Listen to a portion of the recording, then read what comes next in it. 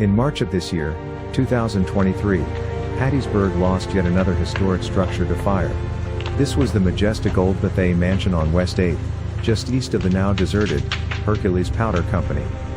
By morning, little was left but the smoldering ruins of the magnificent old home. The home had fallen into neglect and disrepair over the past few decades, and most of us remember the old residence looking like this.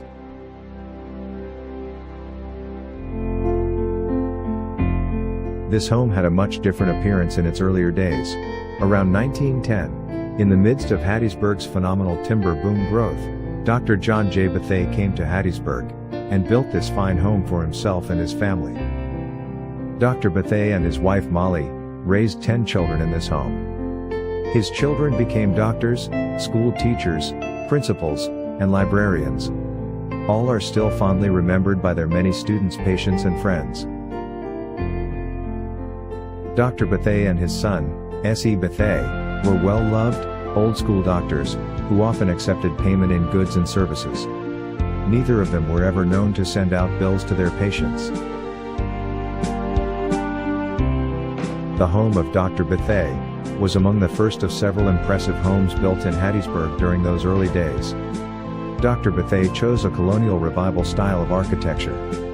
This large, sturdy, no-nonsense structure was a departure from the more ornate Victorian-styled homes of this era, and was well suited for his large family and down-to-earth lifestyle.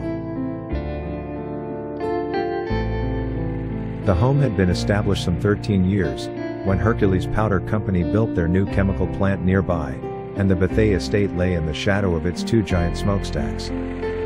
During those early years, Hercules was considered a boon for Hattiesburg, and attracted many new residents and revenue to the area.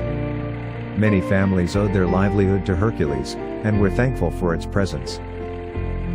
The old home saw the changing of the ages throughout the 20th century, from the horse and buggy days to modern transportation.